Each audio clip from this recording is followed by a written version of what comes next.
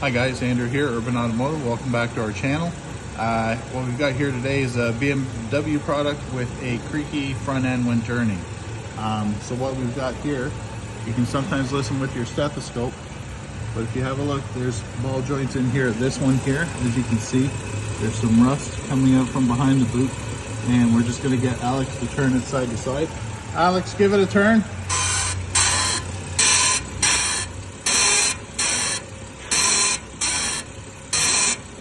Okay. With the stethoscope, you can really hear it resonating out of that one there. These not so much, but in the front end, all being steel and aluminum and that, a lot of sounds will travel, so you basically got to decipher which one it comes through the most.